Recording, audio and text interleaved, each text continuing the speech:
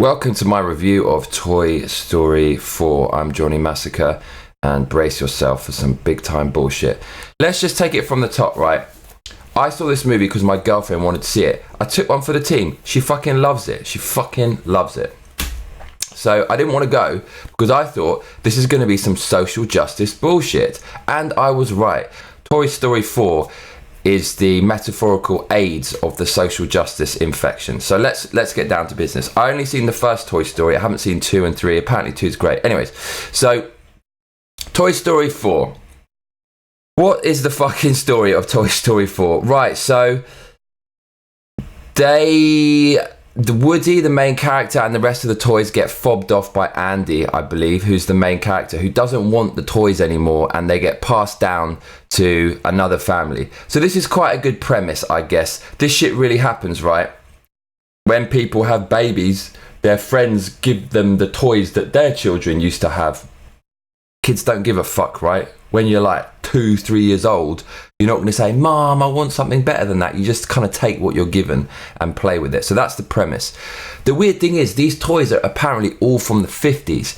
So why the fuck are people handing down these antique 80-year-old toys? I don't understand it. So that's a little bit weird. And so the toys fuck off to some new home, and it's this little girl, basically. And the little girl has to go to kindergarten, and she's bricking it. She doesn't want to go. She's scared. So this is part of the film. Is kind of all right. We've all been there when we're young. We're a little bit afraid to go to kindergarten. Everyone remembers their first day of school, right? So, okay, story's all right. But then it takes a fucking tumble and just starts snowballing downhill. So the main theme of this movie, aside from the social justice shit, which I'm going to get to, believe me, is that it's really fucking annoying. This is the most annoying film I've ever seen in my fucking life. I actually can't even think of another film that I would just class as annoying. Every film, even kind of average ones or not so great ones, have a few moments. But this film is like annoyance times 1,000 for 2 fucking hours. There's so much annoying shit in this film. Starting off with the whiny crap. Everyone's whining the whole time. The little kid's like, I don't want to go to school. Look, in real life, if a little kid, I'm on the train, a little kid's like, they're whining, I think, shut up, little kid. Mother, can't you control your little kid? I know you've had a baby and you're taking up space and oxygen in this world, but can you just keep all that shit to yourself and shut the fucking kid up? I don't want to hear it whining. This film is full of that. You want to hear a kid whining? You want to hear people crying, complaining, moaning? Go and watch Toy Story 4. The little kid is so insufferably annoying. The parents as well. The dad's this like beaten male, whatever. And he's all like, oh God. It's so irritating. So much whining. Then they go to this kindergarten. There's all the kids are whining and crying and screaming. I'm sitting there just like, fuck, man. I didn't pay this money to listen to some cunt whine. So now the film gets more annoying. So Woody follows the kid to school against the orders or wishes of the other toys. They say, don't follow it to school. Don't meddle in the kid's destiny, so to speak. It's a bit like in Back to the Future when Marty McFly goes back in time and his mentor, the doc, says, don't touch anything, don't do anything. You're going to change the outcome of the timeline and the space-time continuum. It's like in this movie. The toys, these weird anthropomorphic toys that only come to life when people aren't looking at them, which is never explained, just for the convenience of the story, basically are not supposed to meddle too much. But anyways, Woody shuns this advice and he sneaks along with the little bird on her way to kindergarten to help her out. Now, it's going to get annoying. So the little kid is all on her own, got no mates, and she's about to cry. It's an art and crafts class. So the teacher says, you got to build a little character. Some little cunt comes up, nicks all her arts and crafts. So she's all on her own and she's about to cry. Woody sees this, gets out, runs into the trash bin where some of the arts and crafts have conveniently ended up, and then just like plonks it on her desk and fucks off. And then just as she's about to cry, she finds these arts and crafts and begins creating her anthropomorphic little character. Now, this is the most annoying animated character I've ever fucking seen. This is the Disney equivalent of Jar Jar Binks. This is Toy Story's Jar Jar Binks. If you don't know who Jar Jar Binks is, he is the character who is the poster boy for the failure of Star Wars. After the first original 3 Star Wars films, when they made the prequel, the symbol of hatred for this franchise that had jumped the shark was the character Jar Jar Binks, this incredibly annoying alien who wouldn't shut up. Now we've got this incredibly annoying fucking spoon character. The little kid gets a plastic spoon and a fork called a spork. That's such a kind of Hollywood term, isn't it? Have you got a spork for my my feta cheese and like avocado green tea matcha pasta? That's what they're fucking using as the main character. A spork, right? Spoon fork hybrid. She gets this thing, puts like a pipe cleaner around it, and like puts these little goggle eyes on it. It's this hideous, unlikable piece of shit character. It looks like what it is. A fucking plastic spoon fork, like a £2 one, or like a 2p one that you get from McDonald's with a load of shit all over it. It looks fucking awful. It doesn't just look awful, it sounds fucking awful. It's got this really annoying voice, and the worst thing about it is the way that it acts. So it just keeps on repeating the same word over again. It goes trash, trash, trash. It's like Groot in Guardians of the Galaxy, who just says Groot, Groot, Groot over and over again, but in the most annoying voice. And Woody's trying to educate it and help its progression from some weird, retarded fork into some kind of more human-like anthropomorphic character. And in the beginning of this journey, all it can do is say trash. It's going trash, trash, trash. And I'm thinking, shut the fuck up. I don't want to hear you say trash anymore. So irritating. It's like someone with a nervous twitch. You're paying money to watch someone act out their nervous twitch in expensive CGI in Toy Story 4. And then it gets more annoying. So this film is like fucking with my OCD. So, you know when something's not complete? For example, I don't know, like you're looking at a chessboard, it's just in the corner of the room and it's one move away from being finished, but no one's there to finish the game and it's pissing you off. So you want to finish it off yourself. Or just something's incomplete. You know, like your sock is halfway down inside your fucking Wellington boot, mate, and you want to pull it up, but you can't because you're wearing some fucking big, ridiculous gay galoshes and overalls. It's like that kind of vibe with the fork. So the fork is trying to get away. It's trying to escape from the toys. But Woody keeps on pulling it back. And it's this endless cycle of this fork trying to escape and Woody just pulling it back. It's like, just go. Just let it fucking go. I don't want to watch this fork trying to escape 1,000 fucking times. It's not funny. There's no point to it. Just make him say, I want to get out of here. That's all you had to do. No. So for 15, 20 minutes, you're watching this fucking fork trying to just run away, and Woody's grabbing it, and then Woody's looking somewhere else, and then he'll grab it again with his other hand, and then he'll stick his foot out and try to like scoop it back. Just get the fork or let it go. It fucks with your OCD. It's like this horrible, endless cycle of incompleteness. Oh God, it's irritating. All the while, this fork is screaming, trash, trash. Oh my fucking God. And the little girl screaming and crying because it goes missing. It is the most annoying film ever. Fuck me. So the whole point of this film is, even though the fork looks completely retarded, actually the fork has a lot of meaning for the little girl. It's the first thing she made that she associates with her first social experience in kindergarten, and therefore it must be preserved and it must be kept alive and must be kept in close proximity to her. Otherwise she's going to lose her fucking marbles. So the fork fucks off and jumps out of the RV of the family who are going on some vacation for a week. So Woody jumps out to go and get it. Again, we've got this endless rigmarole of trying to save this fucking unlikable, annoying, ugly, aesthetically poor, screaming, crying, bitching, whining fucking fork. So they're walking along the road and then they become friends. Woody and the fork become friends. And this is where the film really starts to take shape. So here is the plot of the film.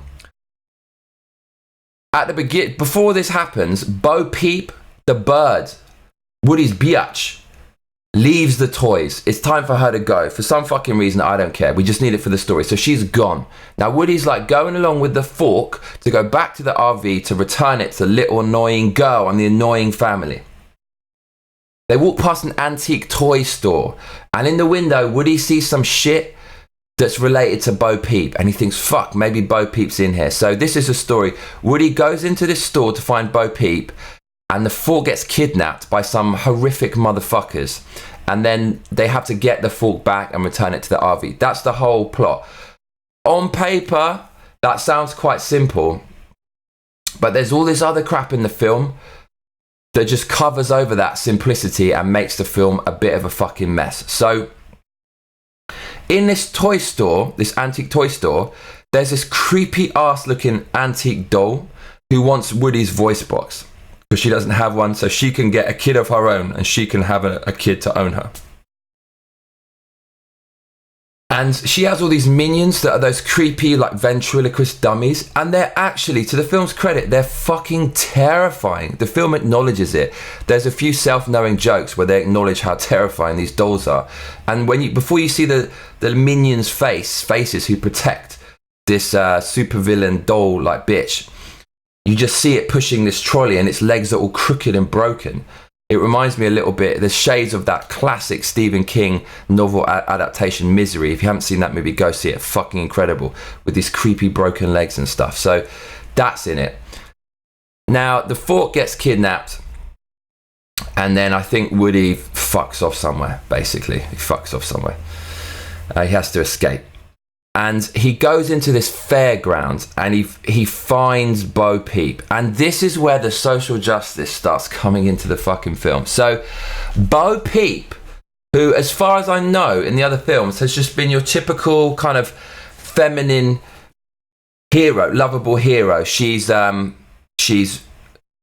very girly, she's cute, she's lovable. She's the great foil to the kind of alpha male Woody. Behind every strong man, there's a strong woman, all that kind of stuff. She was that character that the little girls loved because boys will be boys and girls will be girls. But now, they basically turned her into Rey from fucking Star Wars. The most unlikable character, worse than Jar Jar Binks, Rey from Star Wars. The Mary Sue, who's just in it because women are just strong and powerful by default and we have to wipe their asses and make them look amazing because really we actually look down on them and infantilize them and treat them like shit. That Rey character from Star Wars, that's what Bo Peep has become. So Bo Peep has ditched her fucking skirt, ditched her dress. She's got these man pants. She's got this shepherd's staff, which is basically the lightsaber from fucking Star Wars Force Awakens and The Last Jedi. Horrible fucking movies. And she's like a fucking lightsaber wielding, baddie, busting, ass-kicking, strong, powerful woman badass, which is so unbelievable. What the fuck happened to Bo Peep? She's this strong, independent woman, and it's put in there because Disney are so politically twisted, so far left, so irreversibly liberal. They have to put in this liberal ideology of diversity and women and inclusion, and we're good people, and look, we're going to make women look wonderful. When you just make them look idiotic and make them look terrible because they're unlikable, there's no justification for this in the story, and it's just put in for your own political self-indulgence. The audience can smell bullshit from a mile away. Kids can't, but adults can. And anyone with an ounce of sense who watches this movie will not swallow this political nonsense that Disney is injecting into the movie to basically brainwash kids. You're going to brainwash little girls into being some tomboy. And the irony is, you're basically making her into a man. In trying to put your weird forced inclusion to make yourselves look good, Disney, you're just turning Bo Peep into a man. So why don't you just keep her as a woman? Because we like the woman characters. The woman characters are strong in their own way, in their own feminine way. So Bo Peep is doing that shit. And it's so similar to that film. What was it? Wreck-It Ralph 2. Now, Wreck-It Ralph 2, another Disney clusterfuck, is from the same way of thinking, the same mode of thinking. Now, in Wreck-It Ralph 2, the male character, Ralph, is a bumbling buffoon. He's an idiot. He fucks up completely, creates all this shit, and he basically has his asses saved by a woman who's done nothing to justify being able to save him other than just being women by default. They're amazing. They're Mary Sue's. That's basically the story of Wreck-It Ralph. And halfway through Wreck-It Ralph, the female lead, the little girl, she ends up in some video game, and there's all these like badass feminine heroes, and one of the feminist heroes in Wreck-It Ralph 2 is exactly the same as Bo Peep. It is, I don't need a man, I'm just this kind of anarchist Antifa motherfucker who's just out on her own, doing her own thing, kicking ass, and I'm such a bad... It is so fucking cringeworthy. Is this what Disney think like young girls want to aspire to? Basically being a complete bitch. So that's what Bo Peep is like in this film. Now Woody is a complete arsehole, so he's completely fucked everything up. He had the chance to take the fork back to Little Bird, movie's over, but he looks in the window and he goes into this store because he wants to bang Bo Peep. Woody's a horn dog idiot. He's fucked it up completely. So from here on in, Bo Peep basically goes back into this antique store and she's the mastermind. Not only is she kicking the ass of all the baddies with this weird kung fu shit, she's suddenly some kung fu master, Mary Sue. She's masterminded the whole fucking thing completely. So there's also two new characters. Fuck, man. They're these stuffed toys. One of them's this chicken and the other one's some monster, and they're stuck together. They're sewed together at the paw. You know those toys that are like that, right? They're kind of sewed together. So they got a lot of laughs from the audience and it wasn't funny at all. I was just sitting there deadpan while they're pulling off these jokes. Now, the funny thing about this film is they are voiced by black actors. You can hear it. And they represent the black contingent of this movie, part of the diversity and inclusion narrative by Disney, who don't give a fuck about diversity inclusion and just exploit these kind of people and minorities and whatever sexes or whatever races in order for themselves to look good. That's all they're doing. Don't tell me Disney, fucking megabucks, capitalist monster Disney, gives a fuck about these people. The irony is here, the black characters are the most stereotypical black characters ever. It's like the kind of the jiving black guys, like, yo, what's up, man? Like the crazy black stereotype. Disney. You could have just like given a black character a role, a normal role, just any role. It doesn't matter that they're black. They don't have to embody some black stereotype. Just interview potential actors, voiceover actors for the role based on their ability, not because of their skin color. Don't racially profile people for your role. So these two characters are fucking terrible in every single way. It's diversity doctrine dog shit. Backfired completely. So that was really annoying. And I just want to add, there's some fully grown man next to me. He must have been like 40 years old going laughing at every single terrible, kiddie, awful joke in the movie, including the screaming, annoying shit. And the screaming, annoying shit continues. Those new characters, they keep fantasizing about how they're gonna just beat people up. And when you don't know it's a fantasy until it cuts and then it goes back to reality, and they basically jump on people's faces like face huggers and attack them while screaming. So I'm paying money to have people scream in my ear for 2 hours. So they go into this fucking antique toy store. They meet this stunt man who also helps to save the day. Another man, bumbling buffoon. Let's make men into complete assholes. I don't understand this. In order to see if something is really about equality or is about the kind of hypocritical bullshit political ideology of the left right now, all you have to do is reverse the roles. So imagine having a movie where the male character's the man, the woman's like a bumbling idiot. Like she doesn't even contribute at all. Everything she does that's successful is from complete luck or the man just helping her. Even in films that are really, really male dominated, the woman contributes, right? She'll shoot one of the characters who's about to kill the guy. She'll help out in the way that she can. But in this film, no, it's not like that. Men are just complete clowns. So I'm sitting there going, oh, mate, you know, my kind of male privilege is being checked right now. I guess I am a dickhead, you know. I'm just going to agree with this kind of political shit being forced down my throat. And don't gaslight me, telling me, oh, it's just a kid's movie, don't get offended. Mate, these people are trying to play you for fools. And if you're fucking drinking that Kool-Aid, you're brainwashed, mate. So they fucking do all this shit. They fucking save the day, and like Woody gets completely cucked. So the female character, like, trying to rip out his voice box. How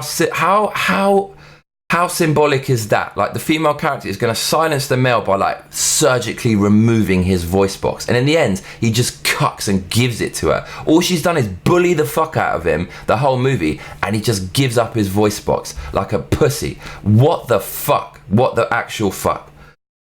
So that happens, and then she gets rejected anyways when she has the voice box and she doesn't get an owner. So the fork like comes of age and goes back to the fucking VR.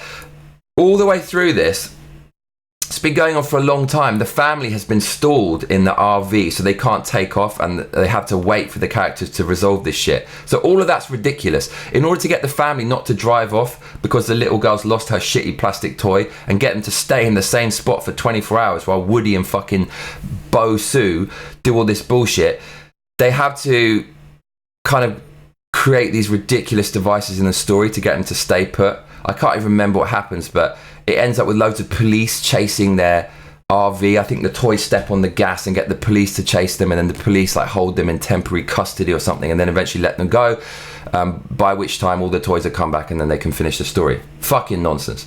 But anyways, so the fork finds its way back, and then Woody goes to the fucking fairground, and you've got the Mary Sue who's like, man, I don't want to go back with the toys. I'm just going to go in my own way. I'm going to be my nihilistic, like non-religious, like Christian hating self. And like, I don't need a man.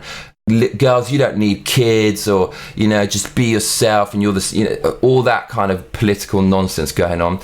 And Woody's like following her like the beta male that he is, and just, okay, whatever you say, Bo Peep. And then the kind of reject doll who was the villain, now she's crying because she doesn't have an owner. And then there's a little lost kid, and then Woody and Bo Peep encourage the reformed supervillain doll to go and sit next to the lost kid, and then the lost kid picks her up, and then she finally achieves her dream of being loved by a toy. Whoop-de-doo. I don't give a fuck at this point because I don't like any of these characters. I can't relate to Bo Peep because it's some Mary Sue nonsense. I don't relate to Woody because he's a knob. I don't identify with that. Sorry.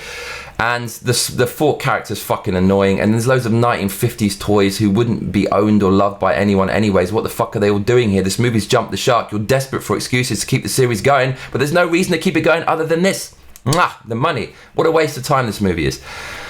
And so right at the end, the fork is there, and it's fucking my OCD again. Its eyes are like all moving around, and its eye gets stuck, and it's like, can't the eye just fall down and go into place? No, it's not. It's all twitchy and nervous twitchy. And then there's another fucking fork. There's like a female one that's creepy who starts saying trash again, more screaming, more crying. Wow. So that's it. You know, that's the story of Toy Story 4. Absolute clusterfuck. What the hell happened there? See, my girlfriend doesn't know anything about social justice, but even she said, what the hell is going on here? Like, why is Bo Peep kicking everyone's ass? When did she learn Kung Fu? And why are all the men looking like complete idiots in this film? She goes, what happened to the times when, you know, men were men and were protectors? Well, they still are, darling, because if men don't protect you, you're going to get your ass kicked, basically. But the movie doesn't agree so. The movie's trying to teach you to just defend yourself, even against men, because you're the same as men, right? Even my girlfriend could detect that bullshit. It's nonsense.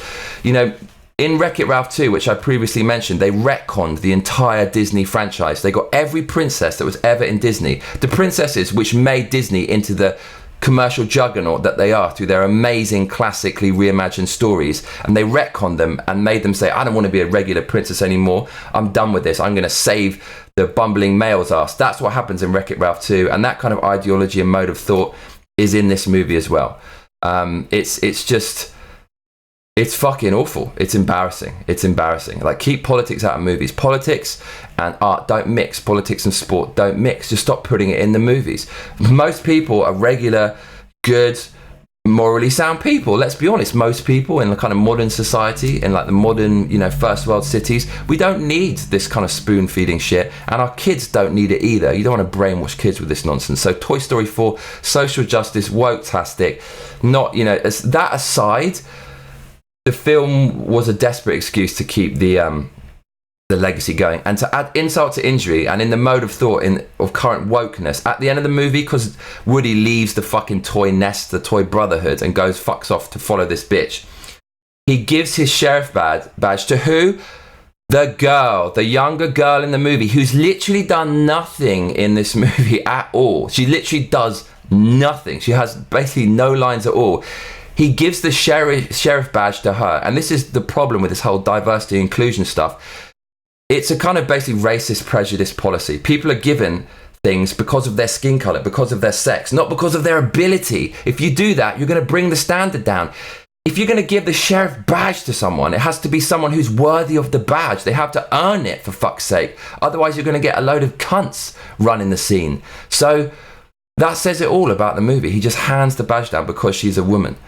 I mean, Couldn't you have made her character capable? Couldn't you have given her a story arc where she's kind of shit and she doesn't know what she's doing, and then through, you know, trouble, toil, blood, sweat and tears earns the badge? No, just fucking give it to her. That's the message Disney is trying to like inject into the youth. It is disturbing and it's ridiculous. So that's my review rant of the woke social justice infested Toy Story 4. If you enjoyed it, please like and subscribe and comment in the box below. Do you agree with me? Yes, Johnny Massacre, this is some social justice woke nonsense. Or Johnny, what are you talking about? You're sexist, racist, homophobic, prejudiced, ageist, toyist, nasty piece of work. You just let me know in the comments below. Speak your mind. That's what we like. So hope you enjoyed it, and I shall see you on the next one.